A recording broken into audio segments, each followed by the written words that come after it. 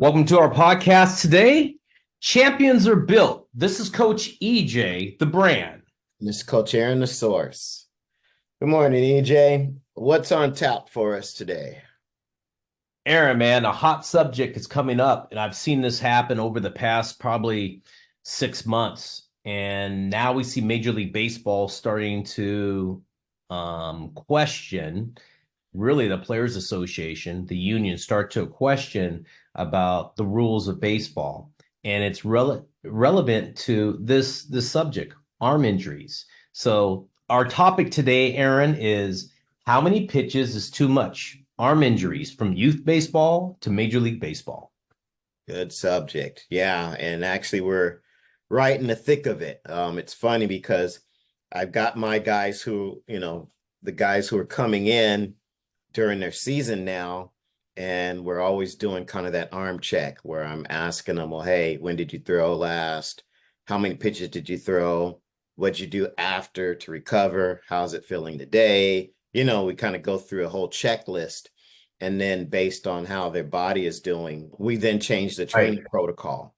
Right. Ty Wilson was just in last night, and Okay. he had a successful outing, but he threw 80 pitches. And that was over, I think, 5.5 innings. Okay. And so he was not necessarily sore in his arm, but he was sore in his lats, and Good. other parts of his body. Good. And so we had to address that. So I think all of it goes hand in hand, not just monitoring a pitch count, but, what are you doing before and after to make sure that you're kind of somewhat bulletproofing yourself from any kind of injury? Because I think what people don't understand is you probably don't get, an injury can happen in one game, Right. but there's probably been things leading up to it. It's probably more of a cumulative effect of some things that you're doing or not doing, and that just happens to be the moment that you hurt your arm. Right. And so I think if people look at it globally versus just, okay, this one game, this one incident, I think they can kind of, one, prepare themselves, or not prepare themselves, but protect themselves from getting hurt, and two, making sure that they don't dig themselves into a hole, and that leads to an injury. So that's kind of some of my opening thoughts on it. Cool. As we go through this subject, Aaron, the biggest thing I see right now, and it's crazy. I never thought we would be seeing 11, 12, 13-year-old kids having UCL problems. Yeah. Especially with the growth plate issue. And, we're not going to do surgery on a kid like that. We're gonna let that growth plate close a little bit. But that player is really shut down anywhere from 4 to 6 months from really throwing. And then there's a throwing protocol to get back to playing catch and getting the arm stronger. We're not even talking about pitching. When I see a young player have some sort of UCL problem or some sort of shoulder issue, man, at least our group, I have a tendency to pull back, no more pitching for at least a year, because it doesn't make sense to have a young player that young having that type of injury. And unfortunately, we see a lot of these injuries before they get to our company, and it's tough because you don't know the history of how much that player has been throwing. So that leads me into this next subject, Aaron, is pitch smart. Like, how relative is pitch smart in our industry today when you don't have any background history of a player that maybe it's his first year playing with you and you don't know what's really going on with prior history? I have a lot of my program starts at 13. So what happened at 10, 11, 12? I see a lot of injuries at 10, 11, 12, elbows more than shoulders. Well, maybe you should describe or define what pitch smart is to the listeners so that they understand that concept. Yeah, I will. And thanks for mentioning that. It's important. Pitch Smart is a guideline that gives you the kind of boundaries of how many pitches a player is supposed to throw relative to rest. So if they throw anywhere from 20, and it's all by age now. So 10, 11, 12, 13, 14, 15, 16, 17, 18-year-old players have different pitch counts and different amount of days of rest relative to how many pitches they threw that day. So if a 10, 11-year-old threw like 25 pitches, he's not pitching the next day. He's got 2 days off, you know. But, you know, again, it goes back to this coach's discretion. He has 2 days off, but how's that pitcher feeling after those 25 pitches and had 2 days off? Is the arm tired? Can he come back? And that's what you really have to be conscientious as a coach is though he may be able to throw and they said, okay, pitch smart, it's all right to throw. It doesn't necessarily mean that player is ready to throw. And I think that's important. Coaches need to do their due diligence with pitch smart. Pitch smart gives you a guideline to follow. It's not the end all when a player is ready to throw. Now, I have a question, because it's been a while, but does the type of pitches now, is that even counted as a factor? Because I remember just not too long ago, you were talking about, hey, certain ages shouldn't throw certain types of pitches, or they Right. shouldn't throw. Is that going to take into account instead of just the total number of pitches, but also the types of pitches that athletes are using? Or it's Well, still old school, kind of like, oh, hey, if you're 8 years old or you're under 12 years old, you don't throw curves, or you can only throw so many curves on a game. Has it gotten more sophisticated now? Is there any statistics or anything like that, looking well, at that sort of thing? I will tell you, I know three doctors who are professionals and team doctors of major league teams, and we talk about the stress that throwing has off a hill, the mound. Mhm. Okay, that's one thing, the stress of that. But the second thing is the type of pitches is really important. I don't think any kid under 12 should be throwing a curveball. Like I'm like adamant about. Look, I pitched in a low league World Series, threw Mhm. a fastball slider. I threw 75 miles per hour at that age 12. I threw hard.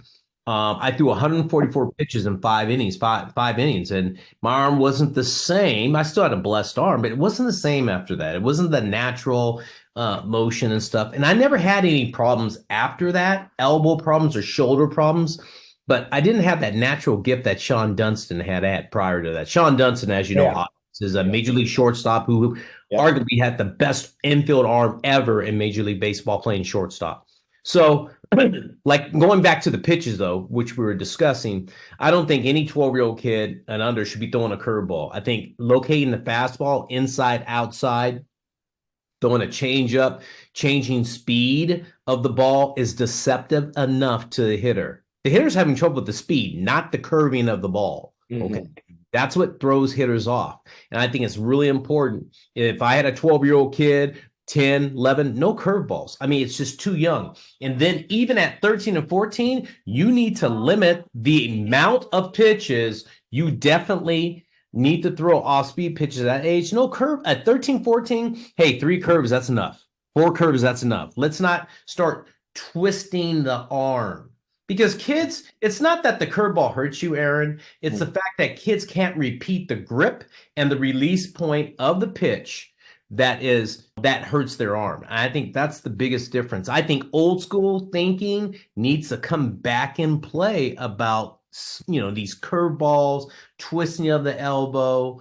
Players are getting hurt doing that more than anything as they mess around and say, I'm going to try this new pitch. I'm going to throw a slider. I'm 12. What are you doing? Hey, what are you doing throwing a slider? I mean, Right. come on, really? You can't command your fastball. Well, I think what's happened too is because there's a lot more training and specialization, there's not a big differentiation between what adults do and what kids do. Right. And adults kind of set the template, and then trainers and coaches kind of pull from that. And they don't always understand it or take into account the differences in physiology and physique, and the adjustments that need to be made in terms of volume, intensity, Right. and those sorts of things. And so I also have a feeling that a lot of kids, their injuries start uh, either at practice or at some kind of training facility Yeah. where they're doing way too much. And yeah, you get into the game, now you got to go 100 miles an hour, and boom, there's only so many throws in an arm.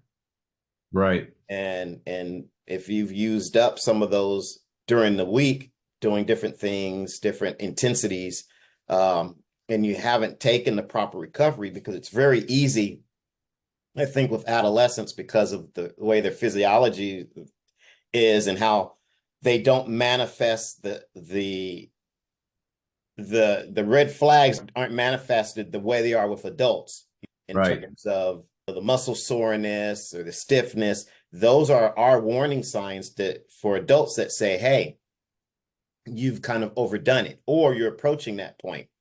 Whereas with youngsters, we all seen it, they can go and go and go.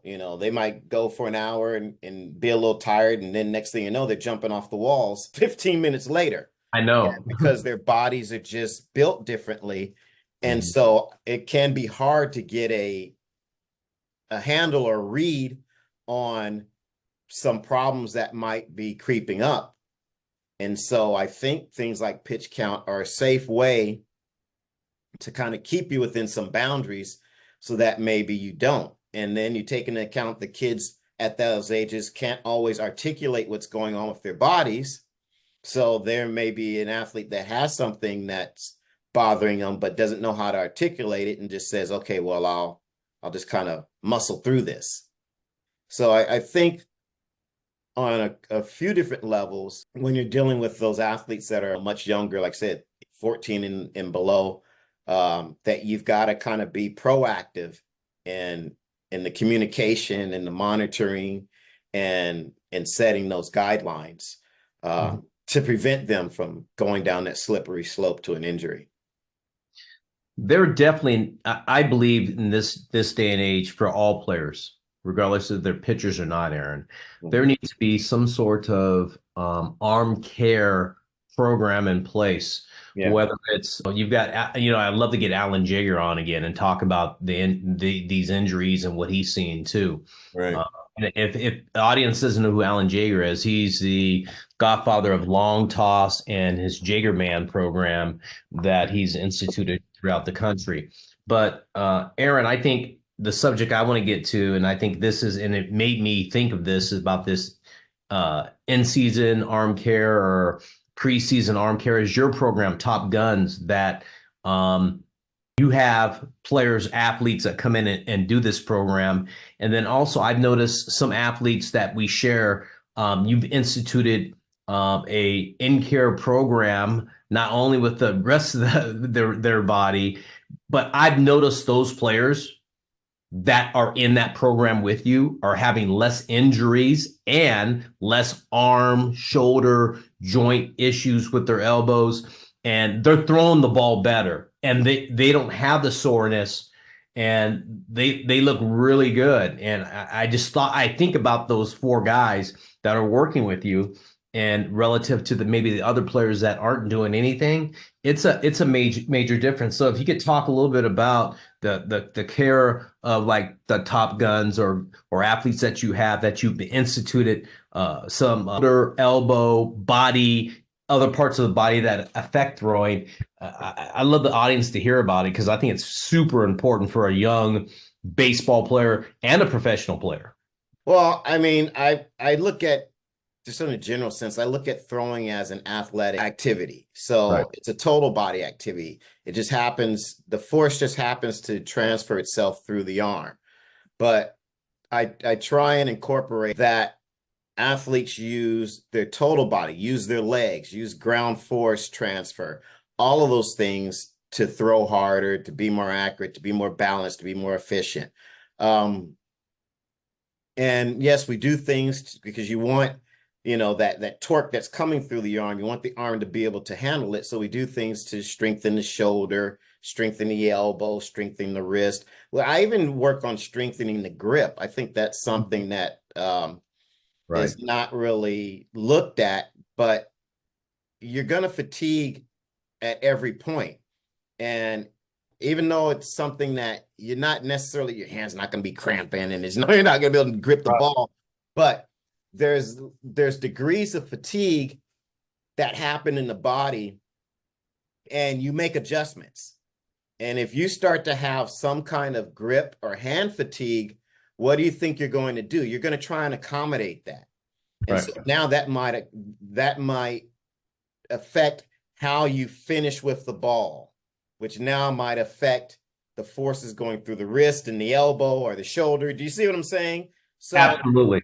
I'm basically looking at from head to toe Right. and how the force transfers through the body and at what points, can there be a breakdown? Um, Again, just because the point that breaks is the shoulder or is the elbow doesn't necessarily mean that area was completely weak. The Hmm. cause might be something else that you're doing that puts unnecessary force or stress on those areas. So Right. a lot of what I'm doing, and again, the mechanics of kind of getting an athlete there, they can be done 100 different ways. Okay. Different coaches, different trainers will choose different modalities. So that I'm not that concerned about. But to me, it's creating the awareness and creating a mindset of how these athletes should be looking at their body as a throwing instrument, looking at how they should be taking care of their body, both post and pre, and how they should be in tune and monitoring their body. And Mm. and that's, I think, the biggest thing that athletes get out of the program. And so a lot of them don't get hurt because they kind of have that mindset. And so they've got whatever checklist we've put together in the class, or maybe I've given them as individuals, or what they've started to notice on their own as athletes. And they're Hmm. able to go through these checklists and say, okay, based on the feedback on my checklist, this is how healthy I am. This is how ready I am to throw. This is how close I am to maybe overdoing it. So that way they can have these conversations and even before the game say, hey, coach, I can go today, but I think I'm only going to go 40. Hmm. Instead of being out there, by then the pressure is there and everything else. And you're like, well, yeah, it's hurting, but let me kind of go through it. Oh yeah, So, that's red flag right there, right? That's a yeah. red So I think flag. just building that IQ of awareness, pitching or body awareness, and and also them feeling empowered to be able to speak on it is probably what's most important to me. I'd rather see a kid take that away from my program than anything else. I know they're going to get stronger. I know they're going to get more explosive. I know they're going to see some changes in Right. velo and everything else. But the nugget is how you're going to continue to manage yourself as a throwing athlete. Mm. I like that. And it kind of, you said the grip and the fatigue of the arm, because of grip. And Major League Baseball, just so you know this, in the audience, um, pitchers are saying the time clock, the clock between pitches, Yeah. and the balls and how that changes the ball, whether it's warm or cold or the seams on it, and Mm, pressure is affecting their elbow because mm, of the humidifiers and all kinds. So there's been studies are going on in Major League Baseball about grip pressure, UCL, the ball. Does it have too much seam, not enough seam? Um, is it too hot in the humidifiers? There's all kinds of things going on, all kinds of theories about that. And that leads me to this: in search of velocity is the biggest thing I see with these arm injuries, is that players are trying to throw too hard. I see young kids that I just see playing catch with heavy balls, just warming up with the heavy ball because then it makes the ball lighter when we throw. yeah. I mean, I mean, stuff like that, the education that people don't have about, you got 11, 10-year-old, 11-year-old, 13-year-old kid throwing a heavy ball to warm up. I think Yeah, there's something wrong about that instead of, using bands and using other exercises to warm up the arm and the body, the other parts of the body that stabilize this elbow and shoulder joints. right. Um, you know, it's gotten out of control with the heavy ball kind of thing now. Aaron, I'm seeing a lot of kids throw Well, heavy balls. well, I mean, I wouldn't say I'm anti-heavy ball. Right, It depends on the whole protocol you've put together. Now, right, I can see why people gravitate to the heavy ball because, yeah, if you're throwing a ball that's, I don't know, whatever, 632 ounces, and now you right, throw one that's 8 ounces or 4 ounces, yeah, it's gonna feel like right. your arm is flying. So there, I don't want to call it placebo effect because there Right. is some transfer, but I think when you're doing something like that, you got to be careful because the body can still get out of sync, and you can start Okay. to introduce. If your body's used to throwing say 32 ounces, right, and you do a whole warm Right. up, and all of a sudden you just get on the mound and want to start to throw a regular ball, well, there's still some coordination and synchronization that has to happen, and so you get that light ball and and all of a sudden you just try and start to throw hard with it. Something might be out of sync. You might overextend something. You know what I'm saying? So Yeah, you I kind do. of run the risk of injury. So if you're gonna use a weighted ball of some type, there should be a gradation in intensity and in weight down to zero, which would be a regular ball. Right. You Right. know, it's kind of like we do the same thing in track and field. Right. You might do a couple of resisted starts, and then you do some Mhm. without resistance, but they're not all out necessarily right away. Uh, Right. and we can get away with it because maybe we only have one race in there, but a pitcher can't get away with that because they might have to throw what 12, 20 pitches in an inning, whatever it is. Right. So it doesn't quite sync up that way. There's something else that you mentioned. Oh, you're talking about warm ball, cold ball. Yeah, exactly. Yeah, warm ball, cold ball. And that's Yeah. pretty interesting because in track and field, I remember I used to bring two sets of cleats or spikes, one for hard tracks, one for soft tracks, Mm. because I knew each track would give my body a different response. And so I had to adjust my footwear because my body would respond differently to each one of these tracks. Okay. And so it wasn't just about a performance thing, it was also about a health thing. If I wore, a say a shoe that was too soft, you know, on a soft track, I'd have to work harder, which might put more strain on my hamstrings. You Gotcha. know, if I had a hard shoe on an exceptionally hard track, I'm really gonna feel the forces and the pounding on that track, which now might affect my joints. And maybe I'm running and I'm feeling that stiffness and that hardness. And so now I start to adjust how I run. Hmm. So I might Hmm. plant my foot a little bit differently, or I might turn my knee a little bit differently. And now just those slight adjustments to be comfortable can result in me having a quad pull or a hamstring strain or back strain. Right. So I can understand how the interaction with the equipment that you're using can also be a factor. I didn't think about that with the ball, but you're right. Yeah, I mean, I don't know. I would assume a cold ball is going to feel heavier, and you Mhm. may do some adjustments to get the desired effect that you want, but they may be, counterproductive.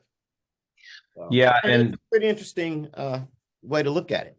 yeah, and why I mentioned the heavy balls is so the audience could be educated because again, what I was seeing there, and I'm glad you went through the progression of how to use like heavy balls a little bit slightly.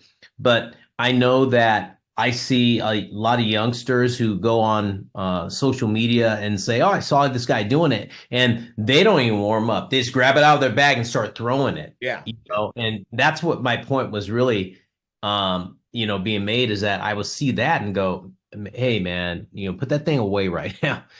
take it easy on your arm, And I think a lot of kids they want to throw hard. Everybody wants to throw hard. It's been like this whole journey over the past, I'd say 10 years, to like we need velocity. Hmm. But what happened to pitchability? What happened to throwing the ball to a spot?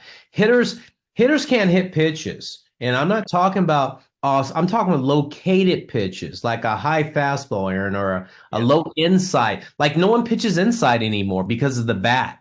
Mhm. Like I'm like pound the guy's inside Yeah. because hitters don't like the ball inside. They like to get their arms extended. And Mhm. that hasn't changed in the history of baseball. Who wants to work harder on the inside pitch to try to get it? But Yeah. if you can command that, that with a fastball, I mean, instead of trying to trick them, as they say, Mhm. you're in a better situation to pitch. I have a pitcher in our program who has great pitchability because he locates the ball and he's starting to develop velocity now. And he wasn't searching for it. His body, and I think you said something important. The progression of the body, you're going to find that it's going to get better and better. You just got to put your head down, grind, and keep doing the work. But it does come if you're patient enough to wait for it. I think a lot of people aren't patient enough to wait for the progression of velocity, whatever that is for you. If you Yeah. were a 78 thrower and you got 85 as best, then that would be awesome. Right. Well, yeah, everyone's in a rush for everything. And again, it all comes down to the whole recruiting thing. I mean, Right. everybody wants to see speed. That's the kind of the key. Everyone wants to see velo. It's an easy number. It's easy to wrap your head around. But that's what they're chasing. Yeah. Well, Aaron, I don't know if you have anything else to say about it, but I think we've talked a lot about these arm injuries and things that you can do to help the youngsters. But with that said, this is Coach EJ the Brand from Champions Are Built.